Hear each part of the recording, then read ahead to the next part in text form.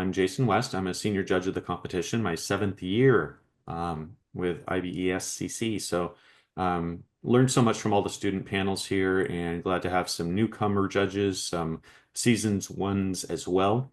And I'll briefly go over some introduction housekeeping items. A couple of them overlap with what the Loyola Marymount Zoom technicians provided to us too. One thing that's really important here is that no one, including judges, including myself, including you, the students, should mention your university or relationship with LMU. This is very much a blinded competition. We will have 25 minutes for you to have your presentation. But before we do that, we'll have a little more casual introductions from each of our judges, as well as from you, the students, but again, not identifying your university. And then we'll head into, I'll have some opening comments for your presentation. So I'll start things off. Professionally, I work in the field of market research. I'm a qualitative researcher. Also, I'm a university professor. And because there's never enough time in any day, I'm also rounding it out in my ripe old age. I'm a doctoral student as well. I just completed my 3rd year, moving forward in that trajectory as well. So students, you're in good company. I'm a student as well. I know what goes into a lot of these presentations and all the hard work that you're putting into this. So proud to be here, and I'll pass it off to Ed. Introduce yourself, please, to our forum here. Good morning, Optimal team and fellow judges. I'm Ed Cornejo, recently retired from almost 20 years in management consulting with one of the big 4. My area of expertise was in enterprise risk management, governance, and compliance. And then prior to that, I spent some time in aerospace and defense in Southern California, and then startups. I'm jealous that you've retired already, Ed. Like, I'm just, I could feel it, and I'm like, you're already retired. Lucky you. I'm looking for my next gig. All right, good. Thanks for the intro. And Jerry, brief introduction from you, sir. Can you hear me? Can you give me a thumbs up if you can hear me? Yes. Yes. My name is Jerry Salceda. I think father of 4 children that are now adults. Some of them having graduated from college. I'm a 30-year federal defense lawyer, defending people accused of committing crimes. This topic just excites me. Have fun with it. Ethics excites me, and deciding what the proper course of things to do. So I'm excited to hear your presentations and have fun. Really, have fun and enjoy it, relax, and we'll see how it goes. Thanks, Jerry. And I'm going to build on your words. I think that's so important that even the students know we aren't here to like scrutinize, have any gotcha moments with you. We want you to know that, we appreciate your contribution here. So take a deep breath and know that we know there's been a lot of work that went into this presentation.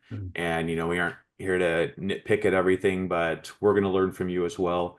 So with that said, in this next part of the competition, you're going to take on a fictional business identity and assign a fictional business identity to us, the 3 judges here. Please make sure everyone knows who you are and who we are before you begin. You'll then have 25 minutes to describe the legal, financial, and ethical dimensions of the problem and to recommend a solution that passes muster on all 3 counts. During this time, your team will be uninterrupted. When you're finished, we, the judges, will ask you questions for about 10 to 15 minutes, give or take some change. And during that Q&A, both yourselves and us, the judges, will stay in character, so to speak. And then after that Q&A, we'll give you feedback outside of the role playing. So we'll kind of relax, take off the judging hats, and just have it be a little more conversational. So all that said, the floor is now yours. I'll turn it over to you.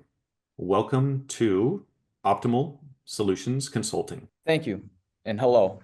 My name is Jake Lynch, and I'm the proud manager of Optimal Solutions Consulting. Let's take a second to meet the team. I'm Owen Walsh. I'm Ben Lagner. I'm Grayson Jackson. And I'm Ben. Today, Optimal Solutions Consulting is tasked by the Corporate Social Responsibility Committee of Grinder Packaging Company to research an ethical problem related to the use of plastics in food packaging. The main issue is about the consumption of chemicals in plastic packaging. The legal problems that come with plastic packaging involve chemical leaching, causing personal harm to people who buy food products with plastic packaging. In addition, people who buy food products with plastic have harmful impacts on the environment from widespread pollution of non-biodegradable waste.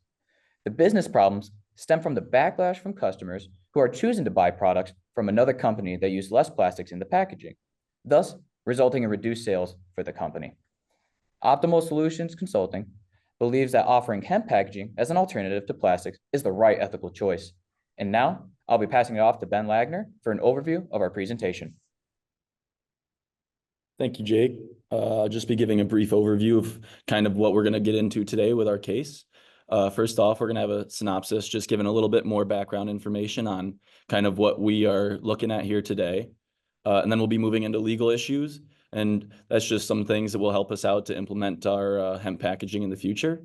Then we'll be moving into financial issues of the company that we are of Griner. And then we'll be going into business issues, which are kind of like the ethical issues that are surrounding this case and helping us to move forward with hemp packaging. And then we'll be moving into recommendations and then a conclusion. And then finally, we have one more thing for you guys at the very end. And now I'll be passing it to Grayson for the synopsis. Thank you, Ben. As stated, our ethical issue is plastic packaging causes chemical leaching, harming human health and the environment. Non-biodegradable plastics accumulate in landfills, oceans, and this is contributing to microplastic contamination. This is impacting businesses because customers are shifting to brands with sustainable packaging, which is reducing sales. The legal risk in this case is non-biodegradable plastics contribute to lawsuits and regulatory pressure. We have been tasked by Griner Packaging Corporate Social Responsibility Committee to find an ethical packaging alternative. We recommend replacing plastic with hemp-based packaging. Early adoption will position Griner as a leader in sustainable packaging and will improve their brand reputation. Hemp is eco-friendly, renewable, reduces fossil fuel reliance, and supports sustainable development. The long-term benefits include lower environmental costs, potential government incentives, and growing consumer demand, along with supporting sustainable development goals by meeting the present needs without compromising future generations. I'll now be passing on to Jake and Ben with legal issues.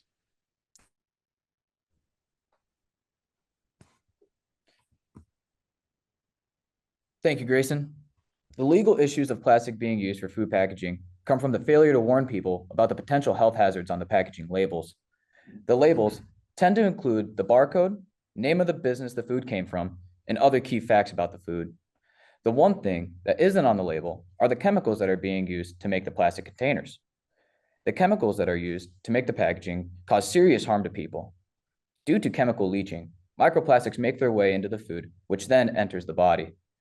Chemical leaching can happen in many ways: long-term storage, heat, a piece of the container breaking, and dissolution. The microplastics that are ingested come from the chemicals used during the production process of the containers. Chemicals like bisphenol, phthalates, flame retardants, per and polyfluorinated substances, and heavy metals are all used in the production process of the plastic containers. The guidelines that plastic food packaging companies use include FDA regulations that ensure the materials used for the packaging do not create a health hazard. The nanoplastics that contaminate the food can travel through our liver and can contaminate our blood. They are thought to cause developmental harm for fetuses and children, especially the reproductive system and brain.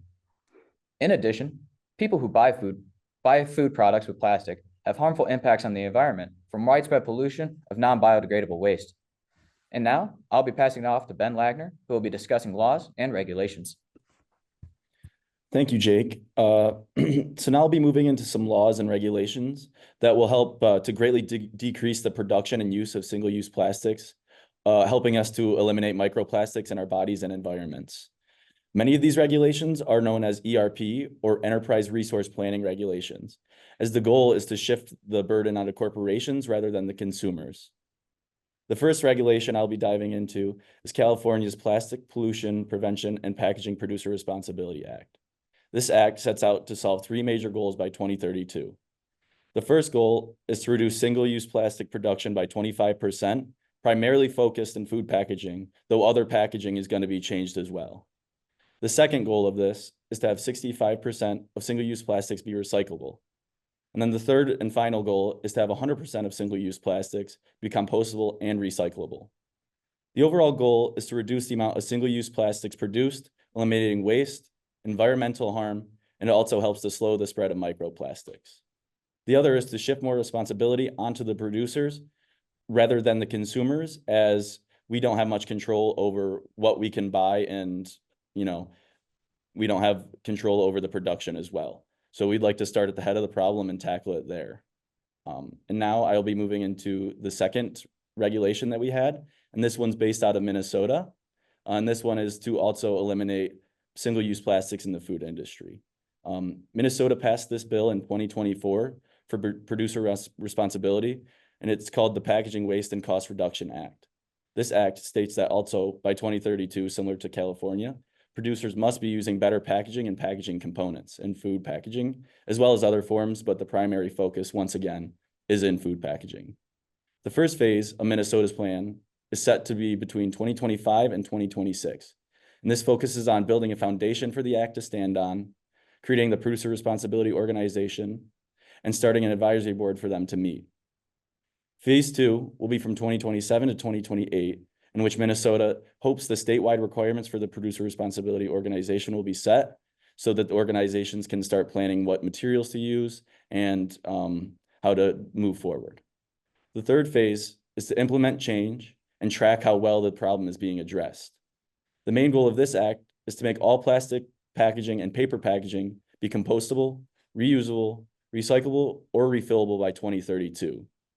Though these laws and regulations may not be directly focusing on eliminating microplastics, the main area that they are focusing on is in food packaging. So now is the time to implement these change and focus on implementing something that is not gonna, affect human health negatively and have a positive impact on the environment while we do it as well. And now I'll be passing it on to Ben Welch for some of the financials behind it. Thank you, Ben, and thank you to everyone who's taken the time to listen to our presentation today. I'll be taking a deeper look at the financials of Grainger Packaging and the packaging industry as a whole. Grainger operates largely in Europe, which has recently experienced economic downturn in the packaging industry, leading to revenue losses for Grainger Packaging in the last 2 years. After looking a little deeper, it's clear that the strongest departments of Grainger Packaging are their basic packaging needs and their investments, while the department that has taken the largest revenue losses has been their specialty packaging in the last 2 years. We suggest that Grainger reallocates funds from their specialty packaging department into an investment of hemp-based packaging. When companies face economic downturn, the first instinct may be to reduce investment and cut costs. While this strategy is effective in the short term, putting innovation on hold will lead to competitive disadvantages. This is recognized by the CEO of Grainger, Hans Moser, who said, "Investing in new technologies and products is a top priority for us at Grainger, even in economically challenging times." That was said in 2024. A major focus of Optimal Solutions Consulting has been the cost to implement hemp-based packaging. There are many costs incurred besides the hemp materials, including utility, transportation, and industry markups. But for now, I'll be focusing on the three largest costs to implement, which is hemp material, the retraining and new hires and labor, and the updating of current technology and machine maintenance. Hemp has long fibers, which actually makes it easier to produce paper, cardboard, and bioplastic materials than any other plant.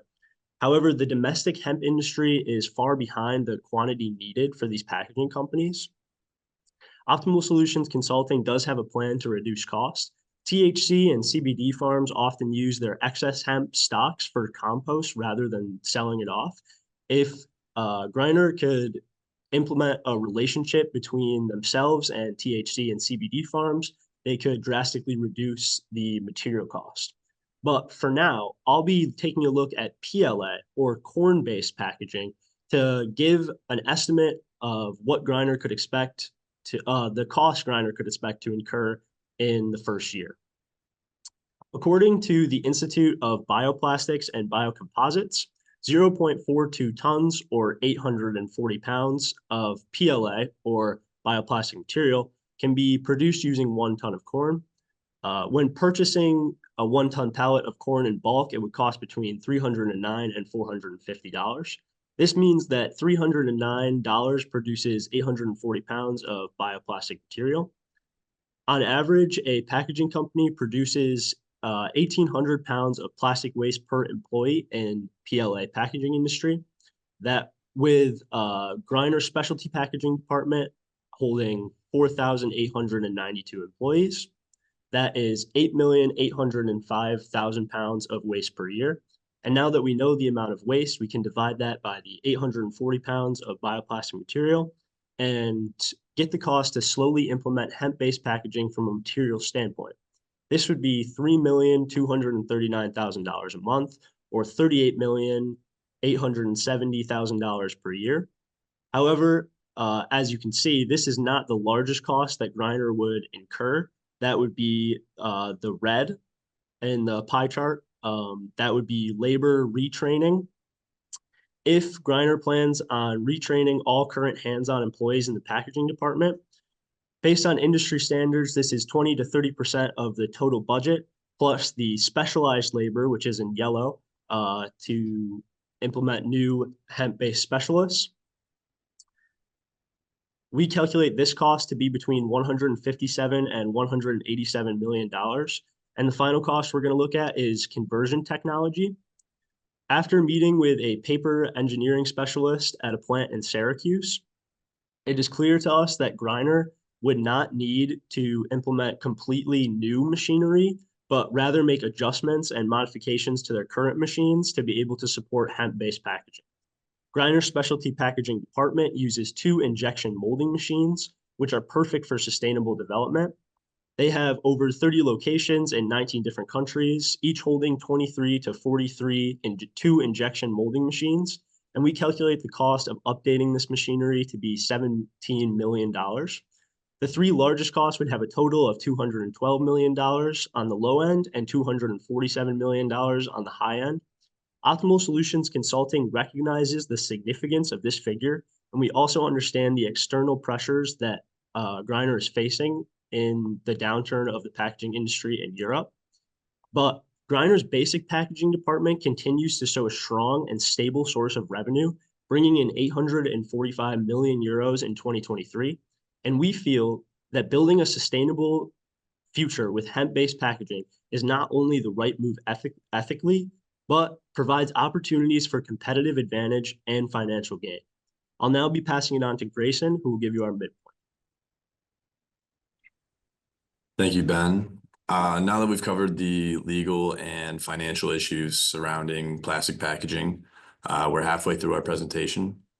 Next, Owen and I are going to dive into the business/ethical issues Griner is facing, followed by our official recommendations, our conclusion, and one more thing. Thank you, Grace.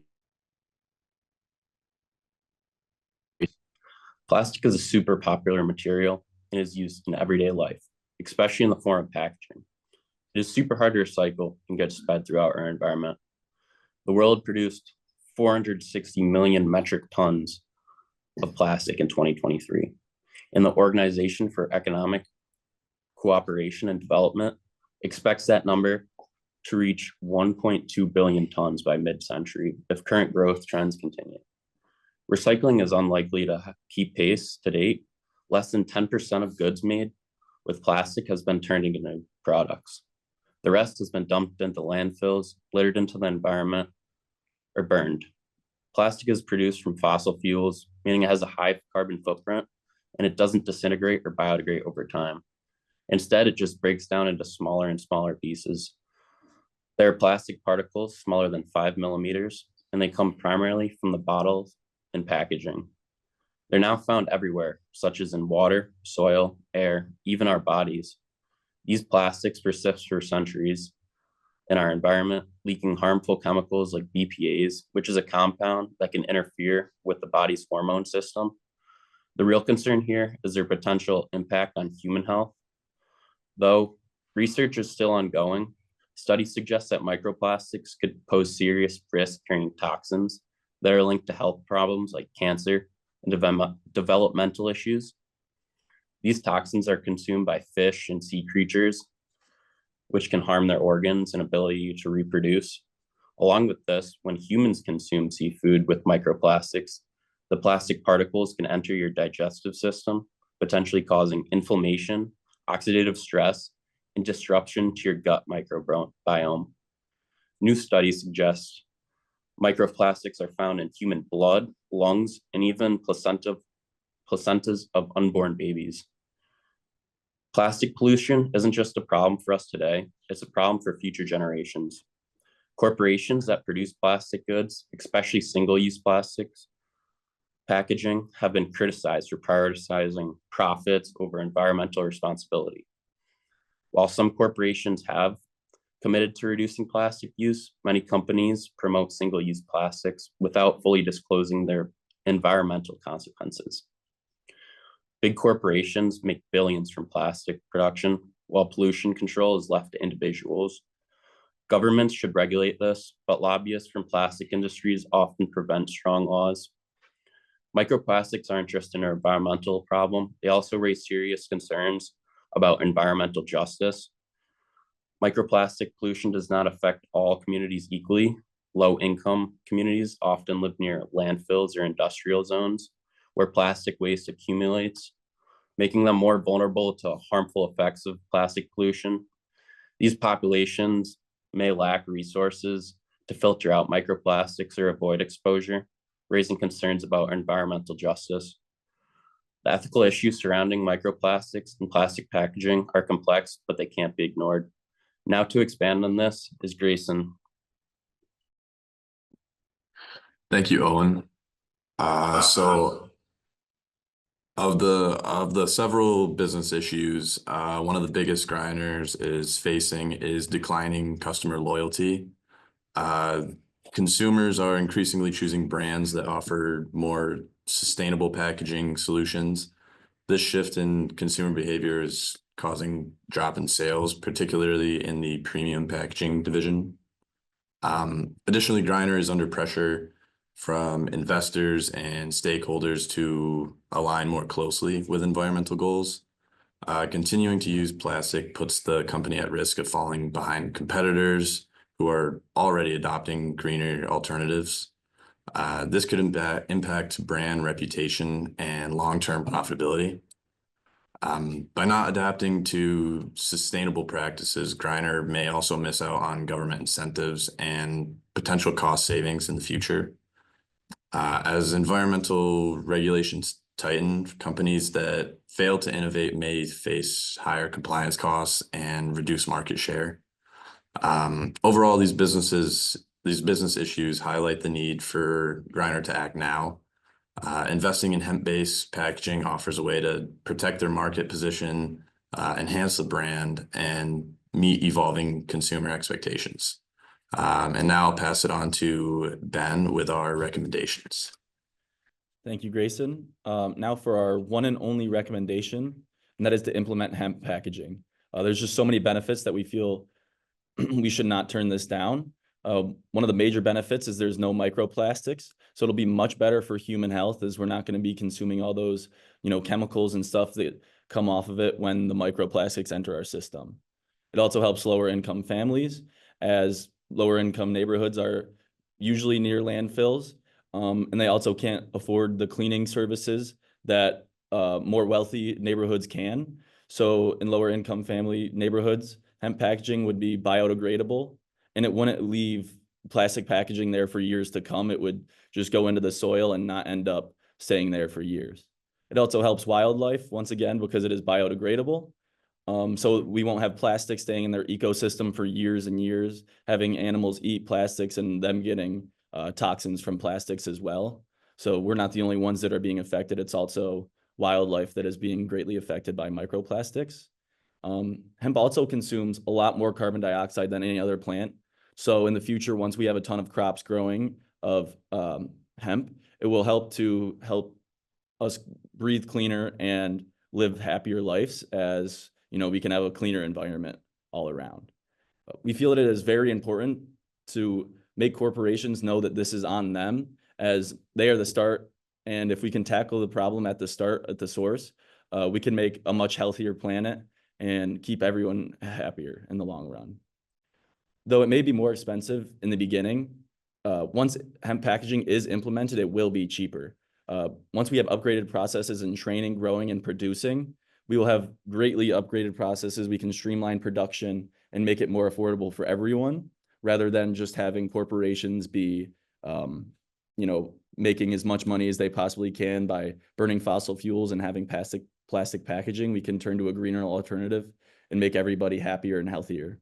And now I will be passing it on to Jake for our conclusion. Thank you, Ben.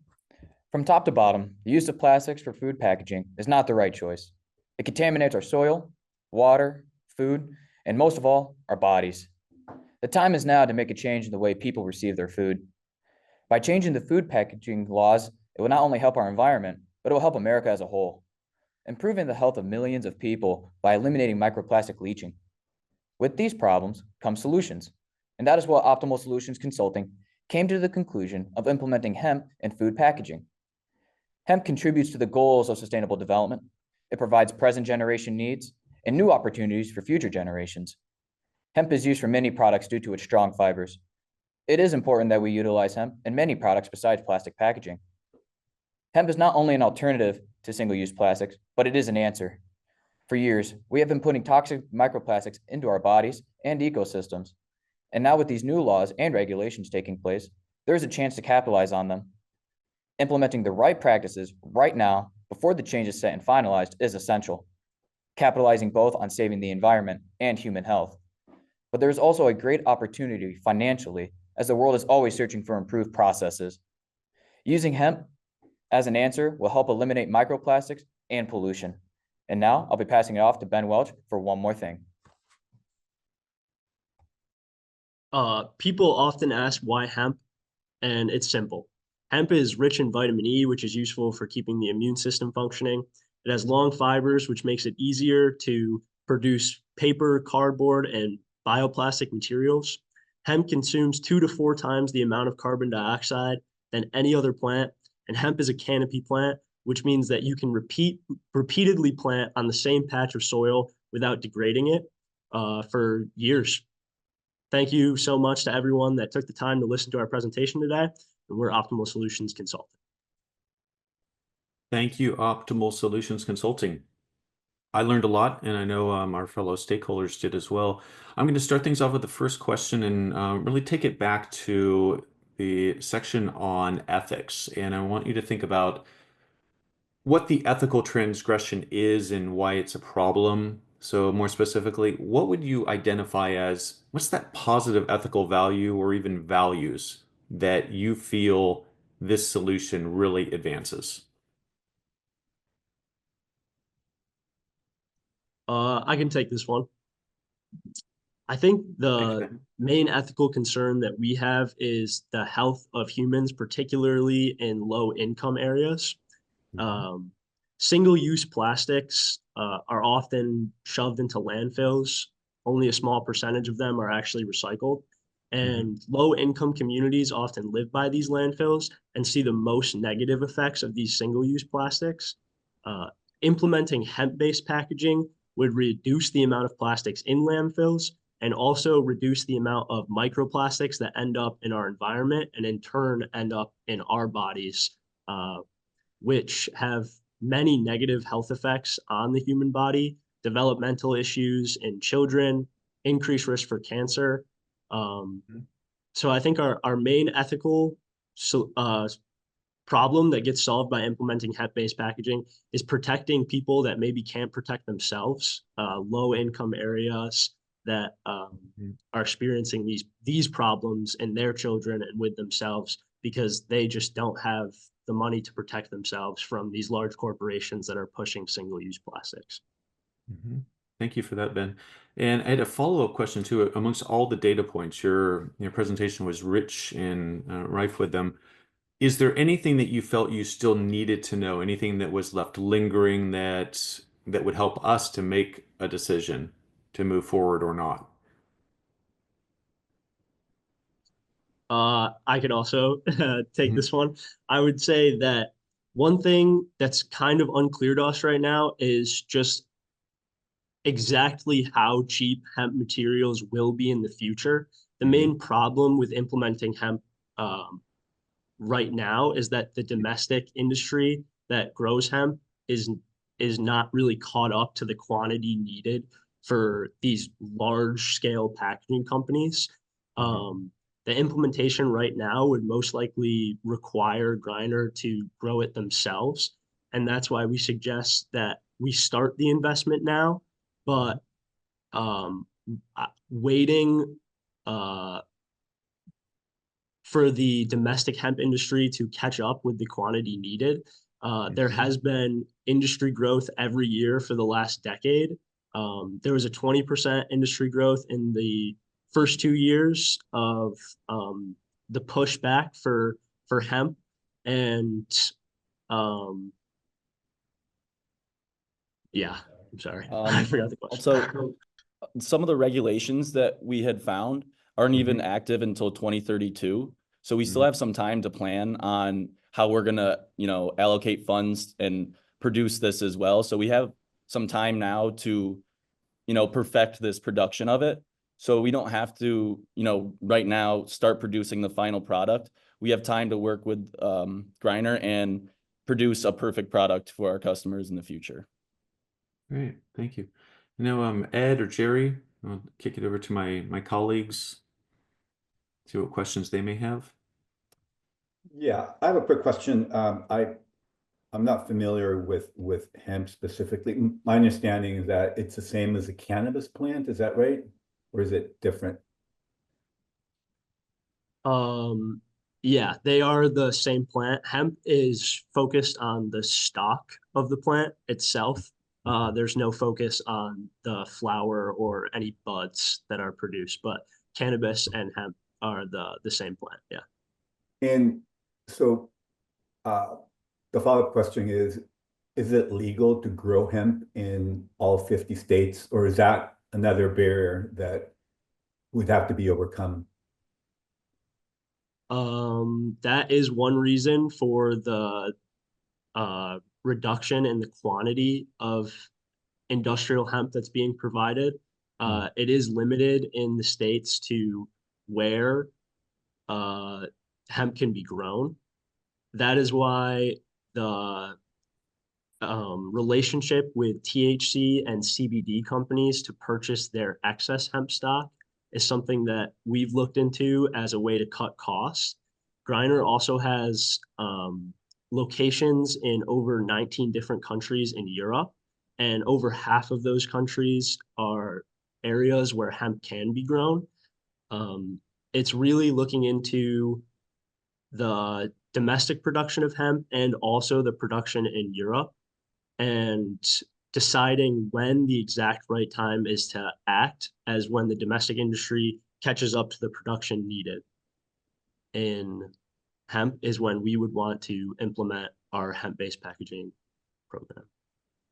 Okay, thank you. Jerry, any questions for our consultants? Yes, I'm trying to unmute myself. I'm sure you have more than one question because this is your sweet spot. So Can you guys hear me? yes. Okay, so I think for me, I mean, I am all for environmentally healthy or just healthier packaging for as a substitute for plastic. But are there any examples that you have of where hemp can, like, what is hemp, an example of hemp being a substitute for plastic? We want hemp, we want hemp, we want hemp. Give me an example. Good. Hemp right now in packaging is used in Canada by a company called Sana, which uses it for their CBD and THC products to be a completely recyclable company. Everything that has to do with their packaging and their products comes from the hemp stock and the cannabis flower. That's the primary example that we saw when conducting research for our project. And hemp is also used right now in paper and cardboard materials more than it is actual packaging. But the two injection molding machines that Griner uses are equipped to, with slight adjustments, produce plant-based bioplastics from the fibers. We've seen this in PLA or corn-based packaging. And after speaking to a industry professional at a paper engineering plant in Syracuse, he feels that hemp production in plastic is being studied right now. It's on the rise, and that it will be commercially produced on large scales within the next decade. Okay, but I'm looking for an example of hemp being substituted for food, like food packaging product. Are there any examples of that you know of? So, when I was doing research, I saw they have like cups and stuff like that made out of hemp packaging. And there's also like food packaging as well. They might be they are the bioplastics right now, because they're still looking for improved processes of ways What do you mean by make bioplastics? full. I'm I'm sorry, sorry. what do you mean by bioplastics? What do you mean by bioplastics? Bioplastics are a combination using these two injection molding machines that Griner uses. It's using the fibers from hemp plants to like the polymers in combination with plastic material. It's not completely eliminating plastic, but it's reducing the amount of plastic used in each package. Hemp and many plant-based packaging materials, the largest problem with them is sustainability and shelf life, especially when there's moisture within the product. So using a bioplastic or a biocomposite increases the shelf life of packages that have moisture within them, while reducing the amount of plastic that is used in the production process. So are you saying that hemp can reduce the amount of plastic used in packaging? Yeah, that's a great question. Instead of using 100% plastic, it might be a combination of hemp polymers and plastic composites. So that combination of the two allows for reduction of plastic in the production process, but also having that plastic in there strengthens the resistance against moisture with whatever product you're producing. And the combination of the two results in less plastic being used, but still giving the products that shelf life that's needed in today's day and age. Also, we would like to use completely made out of hemp packaging in the future, but we would need to find a wax that would allow us to seal it so that moisture would not ruin the packaging. So we're trying to find a solution of what wax we could find that would offer enough like amount of wax for us that we could have all of our products coated in that. And it would be a completely natural packaging product in the end of the day if we can get that. I think one question I have is there like a hemp product that could completely package a food item? Because I can see where, I just received the Amazon plastic package, right? And I could see where that same package could be hemp, because what's inside is not food, it's just a product that they're sending me. Like it's a substitute for cardboard. But is there something that can take the place of a plastic that contains food? The best example I can give you is recently avocados are sent in plastic containers, individual sized containers. Is there any hemp product that that can contain a food product right now, maybe in the future, but right now, and be a substitute for plastic? can't remember the exact company that I saw, but when we were doing research, I saw one company that had, you could choose a bunch of different food packaging that was, composed of hemp. So I saw coffee cups, I know that. And then like, might not be for wet foods or like not wet foods, but foods with moisture in them. It wouldn't be right now.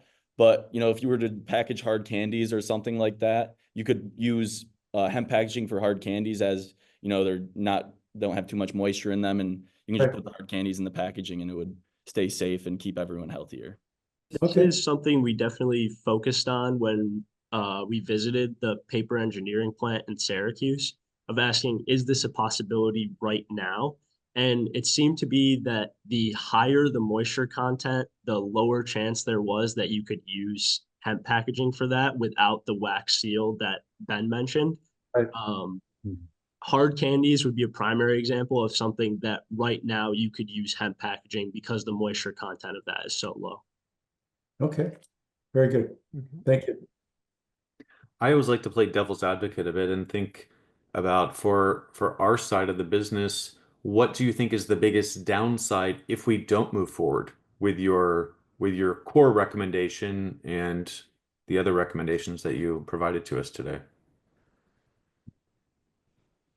I think that the biggest downfall would just be human health. We're going to have still it's been linked to colon cancer having microplastics. So, if we don't find a way to get rid of microplastics in packaging, not only is it terrible for our environment, as you burn so many fossil fuels making plastic products and finding the oil to do it and stuff like that. Rather, with hemp, you can grow a crop in 3 months, tear it down and use the same land again to grow the crop again. And it eliminates a lot more carbon dioxide than growing any other plant. So I feel that the biggest, setback of not doing it would be human health and, the state of our environment as well. It just kills our environment producing plastic stuff, and hemp is a much healthier option for our environment as well as our health. I think a primary concern that we saw on our research, Owen briefly mentioned it during his part of the presentation, is that bioplastics or microplastics were actually found in placenta of unborn babies. It's really not just affecting us, but it's about the future generations, creating that sustainability. Microplastics have been proven to cause developmental issues in children. And if we don't reduce the amount of microplastics that we're creating, eventually it will catch up to us, and people will have a really hard time keeping their neighborhoods clean, especially in low income areas. Not to mention reproducing at some point, right? I have a question, a little bit of a follow-up to Jerry's, and that is, about consumer preferences and consumer sentiment with hemp. So putting aside products with some levels of moisture, hard candies, maybe fruit, nuts, that type of thing.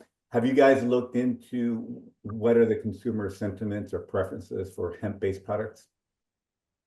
Right now, there's the only company that I saw with really high customer support for their hemp-based products were in the cannabis industry, which makes a lot of sense. It's just one plant that produces everything for the product. People really liked that.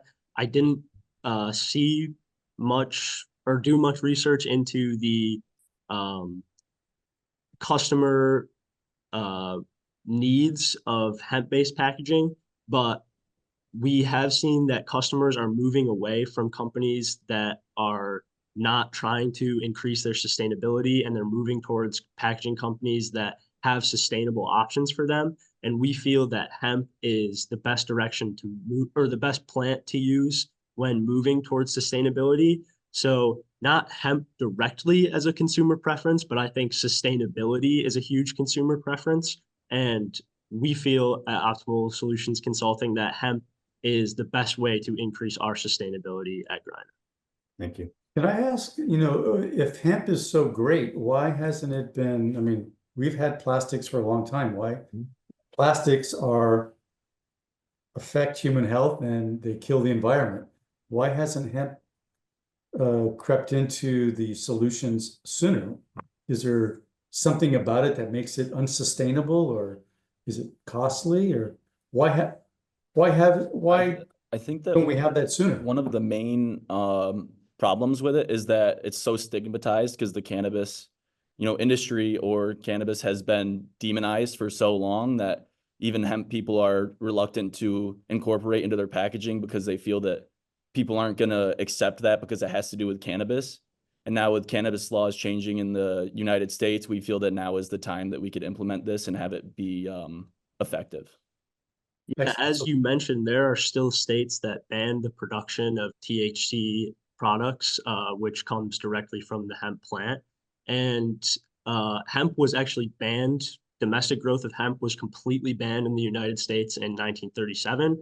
And sort of restarting that industry has come with obviously a lot of struggles. You're fighting laws and regulations that are not necessarily against hemp itself, but against the connotation that surrounds the plant. So you're facing kind of a stigma. Yeah. Okay. Mhm. Very good. Thank you. All right. Well, I think that rounds out all of our questions now. Now that moment where you get to just take a deep breath and go, your presentation is over. We take off our judges' hats and we get to provide you just some feedback, general feedback, some general thoughts on your presentation. You have an opportunity to ask us for feedback that may help to iterate, improve your presentation for subsequent days of the presentation. So I'll kick things off. I learned a lot from your presentation. I think I can tell that you went down the research rabbit hole for all the data points. You really immersed yourself in the state of the landscape now, what needs to be done. One suggestion I would make is including more of those research and those data nuggets within the slides. So there were a lot of elements where, whether it's even that 8.5 million pounds, like I want to see that figure, that the figures that are going to resonate with the audience, that's going to have that stickiness to how much we're saving per month. 3.239, I think I'm accurate here, the million per month. But all of those figures are really going to land well and get the buy-in from the stakeholders when you're presenting, as you move out of your student bucket and into the business world, and you're really trying to compel and convince and build your argument. These are the points that I could hear that you knew it. I mean, even in our follow-up questions, you're like, the material and it's there. I'd like to see a little bit more of that in the slides. But overall, well done. I learned a lot from it, and I think you made a very compelling argument. Okay, maybe I can give you I think for me, the number one thing for me is I would have liked to have had an example, because I'm so against plastic and microplastics, and they are terrible for our health and they are killing our environment. Is there an example that you can give that we could see where hemp is substituted for a plastic product? I mean, that would bring clarity to it. I also got the impression that this was well researched. As I was listening, I was thinking, did these guys actually write what they read? Because it was very substantive. But I think that the way it can be improved is in all communication. If you can find it, nobody wants to be read to, right? Nobody wants to have somebody read something off a screen. It's not communicated as effectively. So if you can find a way to step away from that, even if it's what the presidents do, they have it up here so it doesn't look like you're reading. And if you can be more, if you can convey your points without reading, basically. And I can tell you, because in the job that I have, there's a lot of fear involved, because you have to talk to a jury or you have to talk to a judge, and it's easy to want to read. But if you can get away from that, your presentation's better. And the other couple ticky-tack things, but I think I would stand. If you could stand when you're doing the presentation, like do the same presentation you did, but each person be standing instead of sitting. It creates more formal, and I think, well, I'm not articulating why it would be better to stand, but somehow to me, if somebody is standing, it's more formal and it's more like there's a presentation, like a teacher at the class, Mhm. talking to the class. I would also probably, if you're giving a business presentation, wear a collared shirt, like a stiff collared shirt, not a polo shirt. I think would make the presentation a little bit more like a business present, like I would expect from a business presentation. I did notice when people were asking questions, there's 5 members of the group, only 2 kind of step forward. I would have liked to have seen more involvement. And I know there's fear involved, but I think you have to kind of jump and try to tackle that. And that's what these kind of sessions are for, because this is a learning experience, and we're all in it to make each other better and try to give each other constructive feedback so that we can make a better presentation. So I think that's it. This is a topic to me that just jumped off the page to me because, microplastics, plastics are in everything. And I think they're hurting human health, and they're not good for our environment. And it's a great topic. So thank you for your presentation. I'm So from my perspective, I'm impressed by the amount of research you guys did. You took the time, you spoke to a plastics packaging manufacturer, researched the machines that they use and some of the cost trade-offs. That's very impressive. And then I liked actually the fact that you guys are all wearing the same shirt, that shows cohesiveness, teamwork. So kudos to that. And then as far as areas for improvement of the presentation overall, I'll piggyback on what some of the things that Jerry and Jason already mentioned, but I think they're recurring themes from my perspective. So this slide here is great. I think this is like, the why. It may have been a little bit stronger if you would have provided just a visual, maybe like a chart. Okay, so hemp benefits, you got some of the benefits here, but then compared to plastics, right? Top 4 or 5 drawbacks using plastic. So that's just one area in terms of the presentation. And I'm going to add one comment. I'm going to build on what Jerry said, because I know there's certainly, we're all on Zoom so often with presentations these days. I mean, I'll raise my hands at a lot more than I'd like to. There's the in-person that is not as frequent, but when you're presenting and knowing the audience, I like Jerry's comment about the attire and also knowing the audience. Like sometimes, if I'm up meeting clients in Silicon Valley, my attire isn't as formal as it might be with financial services clients. And so as you present, and even whether you're online or in person, I like that idea of movement. It's a little more difficult online, but when I'm in a room, it's not just like at a podium just talking. It's like you're sitting on a corner of a table. You're making it feel like you're immersing with them. And I got that sense through your presentation, the way you passed off to one another, that even though you're in different locations, that you were part of a larger team.